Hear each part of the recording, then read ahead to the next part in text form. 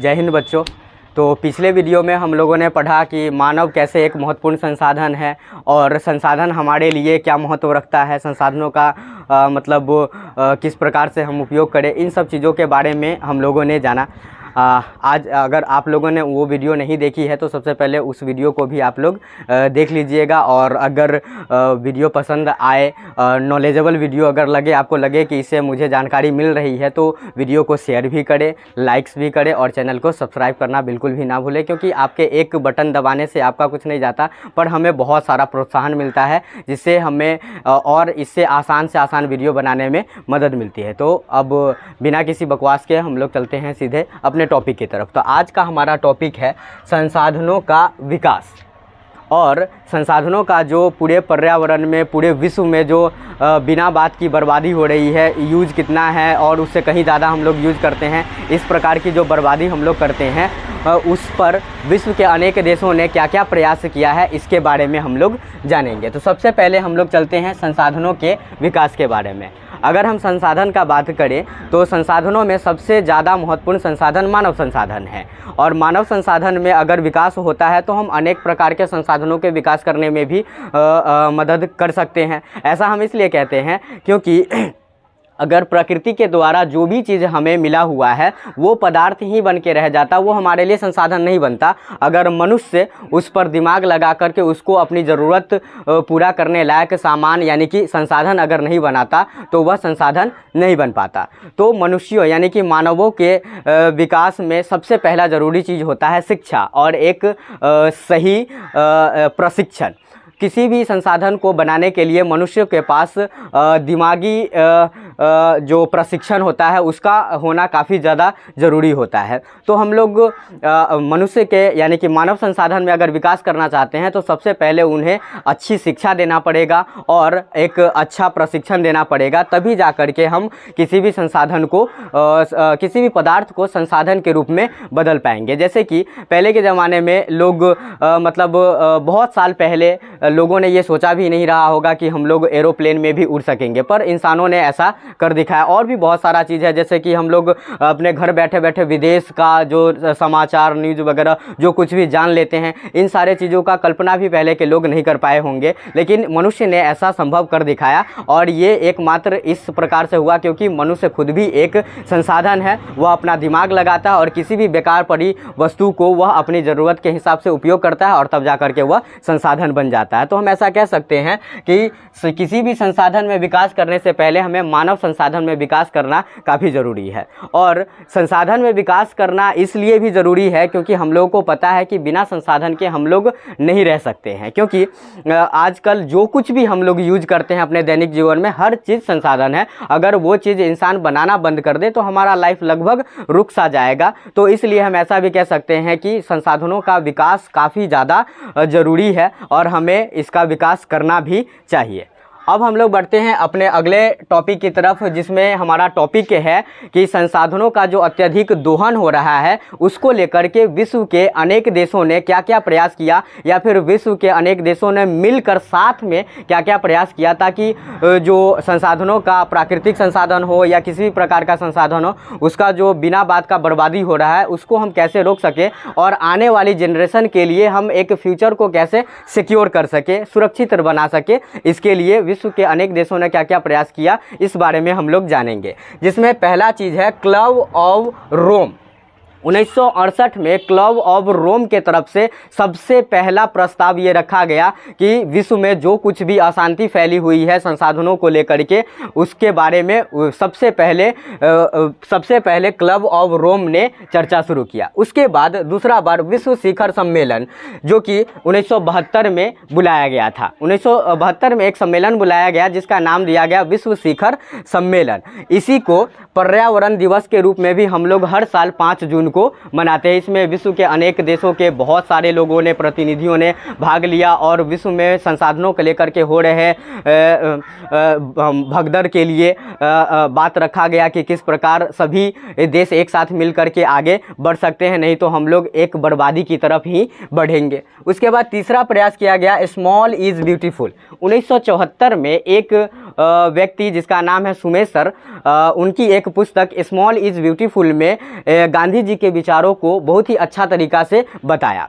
गांधी जी का विचार ये था, उनका मानना था कि हमें लघु एवं कुटीर उद्योग, जो छोटे छोटे उद्योग धंधे होते हैं, उन पर हमें ज़्यादा फोकस करना चाहिए, क्योंकि इससे सभी लोगों को रोज़गार दिया जा सकता है। लेकिन अगर बड़े उद्योग पर हम अगर फोकस करते हैं तो बड़े उद्योगों में मशीन को लगाना पड़ेगा और मशीन जो है वह इंसानों के रोज़गार को खा जाएगा। तो इसके लिए उन्होंने कहा कि हमें छोटे मोटे जो उद्योग धंधे, कुटीर उद्योग होते हैं, घरेलू उद्योग होते हैं, उन पर ज़्यादा फोकस करना चाहिए और सुमेशर ने उनका अच्छा से समर्थन भी किया इस बात के लिए। और चौथा बार प्रयास किया गया आवर कॉमन फ्यूचर, ब्रूटरलैंड में 1987 में एक सम्मेलन बुलाया गया, जिसमें मतलब इन्हीं सब संसाधनों को लेकर के जो भगदड़ मची हुई है, जो विकसित देश हैं संसाधनों का अत्यधिक उपयोग कर रहे हैं ताकि हम और ज़्यादा पावरफुल बन सके, इन सब चीज़ों को लेकर के 1987 में एक पुस्तक लिखी गई जिसका नाम रखा गया आवर कॉमन फ्यूचर। इसका मतलब होता है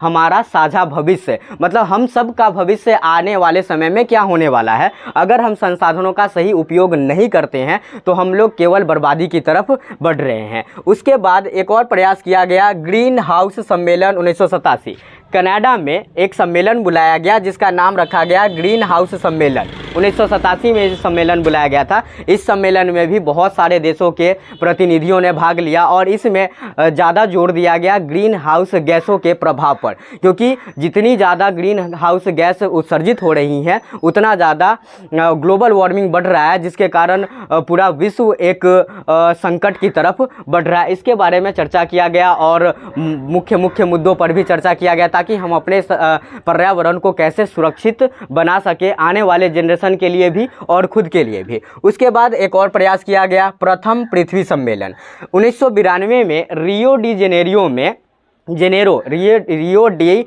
जेनेरो 1992 में एक सम्मेलन बुलाया गया। इस सम्मेलन का नाम दिया गया प्रथम पृथ्वी सम्मेलन। इसमें भी विश्व के अनेक देश के अनेकों प्रतिनिधियों ने भाग लिया और विश्व में हो रही जो भी समस्याएं हैं उन सारी टॉपिक्स पर बात हुई, उसका समाधान क्या होना चाहिए, इन सारे चीज़ों पर भी उन लोगों ने अपनी बात को रखा। तो जो भी समस्या का समाधान निकलता वो लगभग हर देश लागू करने का अपने देश में सोचते हैं, पर विकसित देश सब जो भी हैं वो अपने आप को और ज़्यादा पावरफुल बनाने के लिए, लोगों के नज़र में और ज़्यादा बेहतर बनने के लिए, अपने आप को सुपर पावर बनाने के लिए वो नियम को बस एक किताब में जो लिखा गया उसी पर रहने देते हैं। इसको एकदम ताक परख करके संसाधनों का अत्यधिक दोहन करते ही जा रहे हैं फिर भी। उसके बाद फिर से पृथ्वी सम्मेलन ही दूसरी बार बुलाया गया 1997 में। इसे +5 यानी कि +5 सम्मेलन के रूप में भी बोला जाता है, क्योंकि प्रथम सम्मेलन के फिर मतलब 5 साल पुरने के जस्ट बाद इस सम्मेलन को बुलाया गया था। इसमें भी जो प्रथम पृथ्वी सम्मेलन में जिन टॉपिक्स पर चर्चा होना रह गया था इन सारे टॉपिक्स पर चर्चा हुई और प्रथम पृथ्वी सम्मेलन में जिन टॉपिक्स पर चर्चा हुआ उस चर्चा पर जो भी समाधान निकला, उस समाधान पर किन किन देशों ने अपने देशों में लागू किया, उसको माना या नहीं माना, इन सारे चीज़ों पर बात हुआ। उसके बाद फिर क्योटो सम्मेलन जापान में 1997 में क्योटो सम्मेलन बुलाया गया, जिससे इसमें भी विश्व के बहुत सारे नेताओं ने, जिसमें ज़्यादातर लोग पर्यावरण मंत्री जो थे वो सब उसमें शामिल हुए और उन लोगों के साथ इन विश्व में हो रहे बहुत सारे जो समस्याएं हैं संसाधन को लेकर के, क्योंकि बहुत सारे देश इस संसाधन को पाने के लिए संसाधनों का अत्यधिक दोहन भी करते हैं, जिसके कारण आने वाले जनरेशन के लिए जो भविष्य है वह काफ़ी ज़्यादा अंधकारमय हो जाएगा अगर हम इस पर चर्चा न करें तो इसलिए इस सम्मेलन को भी बुलाया गया था। उसके बाद दक्षिण अफ्रीका में 2002 में एक और सम्मेलन बुलाया गया। उस सम्मेलन का नाम दिया गया फिर तृतीय पृथ्वी सम्मेलन।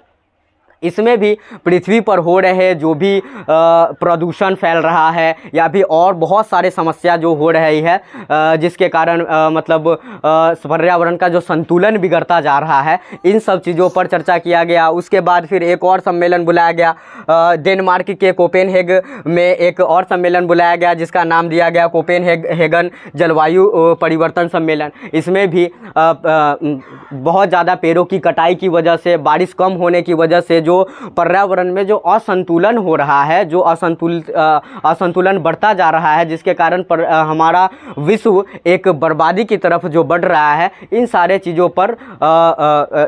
चीज़ों पर बात हुई। उसके बाद समाधान क्या हो सकता है, इन सारे चीज़ों पर भी बात किया गया। तो आज के वीडियो में हम लोगों ने क्लियर किया कि संसाधन का विकास कैसे किया जा सकता है और क्यों ज़रूरी भी है संसाधन का विकास होना, ये बहुत इन सारे चीज़ों को हम लोगों ने समझा। उसके बाद विश्व के अनेक देशों ने किस प्रकार से विश्व में हो रहे संसाधनों को लेकर के जो होड़ मची हुई है, इस बात का कि ज़्यादा से ज़्यादा हम उपयोग करेंगे और हम ज़्यादा पावरफुल बन जाएंगे, सुपर पावर बन जाएंगे, इन सारे चीज़ों को लेकर के जो भी मतलब चर्चा हुआ, विश्व के तरफ से जो भी प्रयास किया गया, इन सारे चीज़ों के बारे में हम लोगों ने आज के वीडियो में जाना। तो मिलते हैं फिर अगले वीडियो में। आज के वीडियो में बस इतना ही। आपसे रिक्वेस्ट सिर्फ इतना रहेगा, वीडियो पसंद आए तो शेयर करें, लाइक्स करें और चैनल को सब्सक्राइब करें। जय हिंद बच्चों।